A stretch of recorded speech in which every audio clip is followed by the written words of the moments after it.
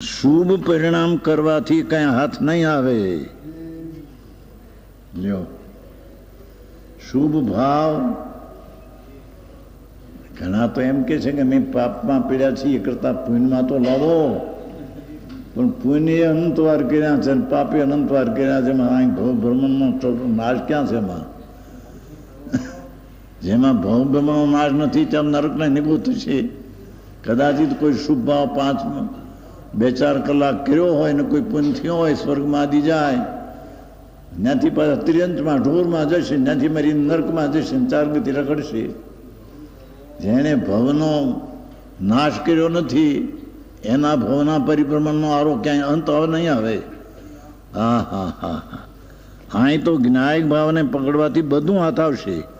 શુભ પરિણામ કરવાથી કાંઈ હાથ નહીં આવે.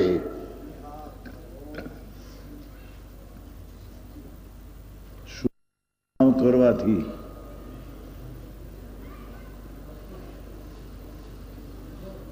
નમો યંતાણં નમો સિદ્ધાણં એવું 5 નૌકાનું સ્મરણ કરવાથી કે પ્રતિમા આદિની પૂજા કરવાથી, ભગવાનના દર્શન કરવાથી જે શુભ ભાવ થાય એ શુભ ભાવ પરિણામ કરવાથી કાંઈ હાથ નહીં આવે. કરતા કરતા રાગ ઝેર કરતા કરતા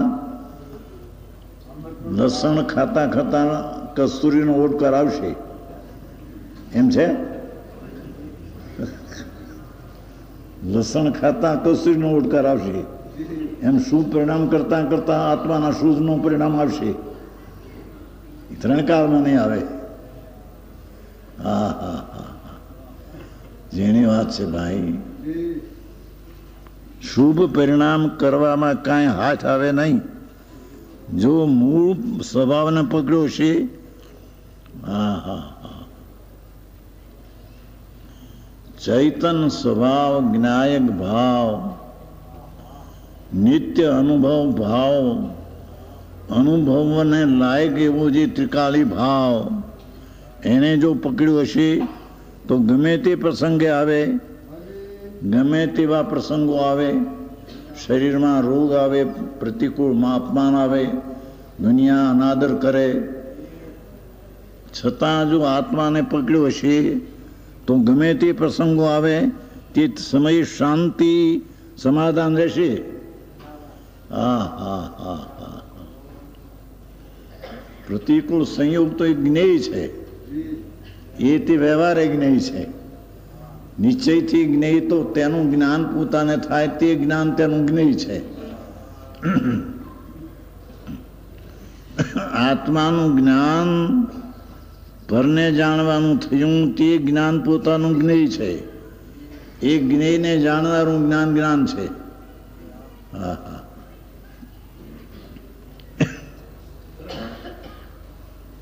શું છે? મૂળ સ્વભાવને પકડ્યો હશે તો ગમે તે પ્રસંગો આવે તે સમય શાંતિ સમાધાન રહેશે. જ્ઞાતા દ્રષ્ટા પણ રહી શકશે. હા હા હા હા. અંતે કરવાનું તો આ છે. ગમે તે પ્રસંગમાં પણ જાણનાર જ્ઞાતા દ્રષ્ટા રહે એ એને કરવાનું છે. એમાંથી એને ધર્મનું મૂળ પાકતા કેવળ જ્ઞાન થવાનું છે. બાકી બધી વાતો છે. શુભ પરિણામ ગમે તેટલા કરે એના ફળ તરીકે કદાચિત સ્વર્ગને આ પૈસા ધૂળ મળે, પણ એ બધા ત્યાંથી મરીને પાછા નરકને નિગુદમાં જવાના. હા હા હા હા. ભવના મૂળ જેણે છેદ્યા નથી, પાંદડા તોડ્યા પણ મૂળ તોડ્યું નથી. પાંદડા તોડ્યા ને મૂળ તોડ્યું નથી. તે પાંદડા 15 દિવસ પાંગરશે, 15 દિવસે પાછા આવશે. એમ જેને ઉપરના શુભ ભાવના પાંદડા તોડ્યા છે પણ શુદ્ધ ભાવનું મૂળિયું પકડ્યું નથી. હા હા હા હા. એને 4 ગતિ પાંગરશે. શુભ ભાવમાં તો ગતિ 4 ગતિ મળશે. ભલે કોઈ અશુભ હોય તો નરકને નિગુદ મળે, શુભ હોય તો આ મનુષ્યને સ્વર્ગ મળે, પણ ગતિ 4 ગતિ. 4 ગતિ તે ભયથી ડર જોઈએ એમ કહ્યું છે. ભવ ચાર ગતિના ભવથી ભયનો ડર જોઈએ, એને આ નિર્ભય આત્માના તરફનું લક્ષ જાય. હા હા હા હા. કોઈ પણ ભવનો ભય લાગે એને, અરે રે દેહ છૂટીને ક્યાં જઈશ, આત્મા તો અનાદિ અનંત છે, એ કંઈ નાશ થાય એવું નથી, તો અહીંથી છૂટીને જઈશ ક્યાં, એમ ભવનો ભય લાગે તો એને આત્મા પર દ્રષ્ટિ જે આવીને હરે નહીં. હા હા હા. પણ જેને ભવનો ડર ને ભય નથી, એને આત્મા શું છે એની જવા તરફનું અનુભરણ છે નહીં. હા હા હા.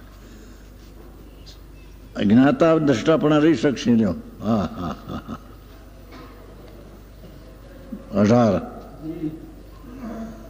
દ્રષ્ટિ દ્રવ્ય ઉપર રાખવાની છે, એકલો માલ છે. દ્રષ્ટિ દ્રવ્ય એટલી વસ્તુ જે છે ઠીકાળી જ્ઞાયક દ્રવ્ય વસ્તુ છે, એ પર્યાયથી પણ ભિન્ન છે. તેના ઉપર દ્રષ્ટિ એટલે પર્યાય, તેના ઉપર દ્રષ્ટિ રાખવાની છે.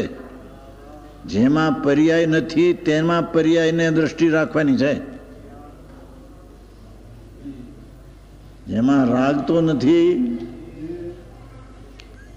જ્ઞાયક ભાવમાં રાગ તો નથી, પણ પર્યાય વર્તમાન છે એમાં નથી. એ પર્યાયને એનામાં જોડવી, એ તરફ વાળવી, છતાં પર્યાયમાં દ્રવ્ય આવતું નથી. છતાં પર્યાયમાં દ્રવ્યનું સામર્થ્ય છે, તેનું જ્ઞાનને અનુભવ આવે. એટલે એમ કહે છે કે દ્રવ્ય ઉપર દ્રષ્ટિ રાખવાની છે. વિકલ્પો આવે પણ દ્રષ્ટિ એક દ્રવ્ય ઉપર છે. વિકલ્પ તો આવે, શુભ આવે અશુભ આવે, કોઈનું આપણા પરિણામ પણ આવે, પણ દ્રષ્ટિ તો અંદર પડી છે દ્રવ્ય ઉપર. એ ધ્રુવના ધ્યેય ઉપરથી દ્રષ્ટિ ફરે નહીં. વાણ ચાલે છે દરિયામાં, ઓલા ધ્રુવના તારે ચાલે છે. ધ્રુવનો તારો એક જ સરખો રહે છે, એના પર વાણ ચાલે. એમાં ધ્રુવ ચૈતન્ય ભગવાન, એની દ્રષ્ટિ રાખીને ગમે તે પરિણામ આવે પણ દ્રષ્ટિ ધ્રુવ પર રહે તો એનું વાણ હાલે, નહીં તો વાણ નહીં હાલે. એનું મોક્ષનો માર્ગ તો હાલશે, નહીં તો નહીં હાલે, એમ કે છે.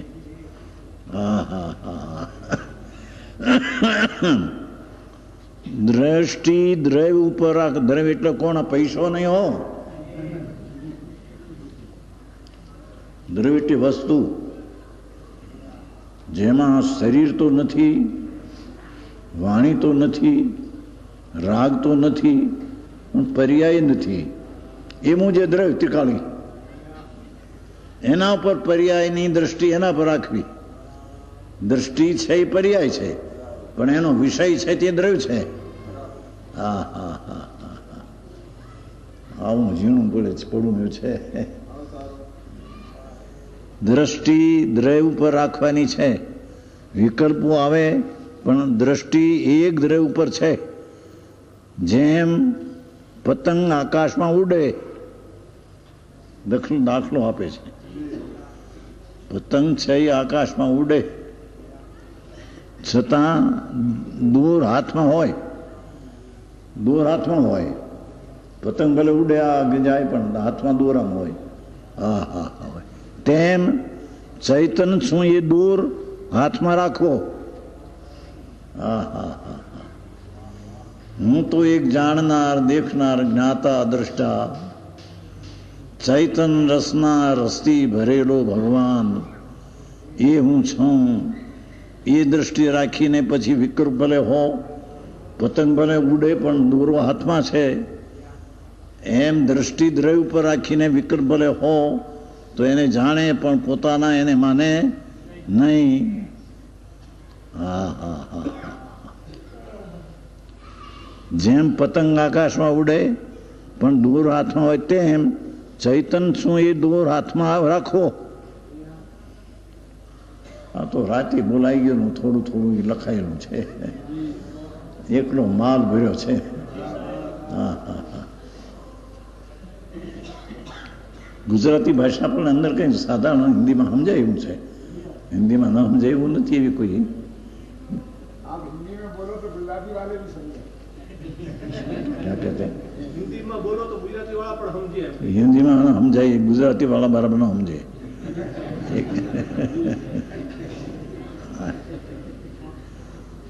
પતંગ આકાશમાં ઉડે પણ દૂર હાથમાં હોય તેમ ચૈતન્ય દૂર હાથમાં રાખવો વિકલ્પ આવે પણ ચૈતન તત્વને તો હું છું ચૈતન તત્વ તે હું છું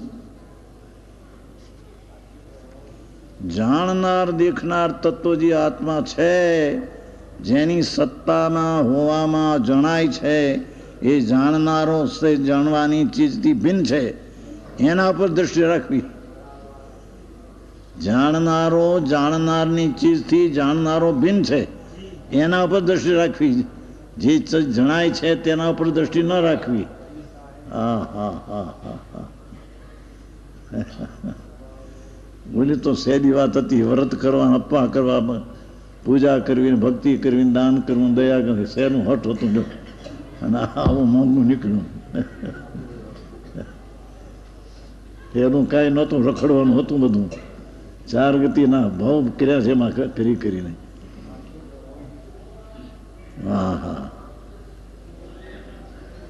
અનંતવાર મુનિપણું પણ ધારણ કર્યું આવે છે ને પૂર્વ 99 વાર પૂર્વે અનંત વાર મુનિપણું ધારણ કર્યું પણ ક્રિયાકાંડ પર દ્રષ્ટિ જે દયા દાન ને વ્રત ને ભક્તિ ને પૂજા ને એના પર દ્રષ્ટિ તો રાગ પર દ્રષ્ટિ છે આત્મા પર દ્રષ્ટિ નહીં મુનિવ્રત ધાર અનંત બેર ગ્રીવેક ઉપજાયો મુનિવ્રત ને ધારી મુનિવ્રત ધાર અનેક વાર ગ્રીવેક ઉપજાયો ગ્રીવેક નવમી ગ્રીકમાં ગયો પણ આત્મજ્ઞાન બિન રીસ સુખ ન પાયો પણ આત્માના જ્ઞાન વિના રાગથી ભિન્ન પડ્યા વિના આત્માના આનંદ ન આવ્યો કેમ કે પંચ મહાવ્રતના પરિણામ એ પણ દુઃખરૂપ છે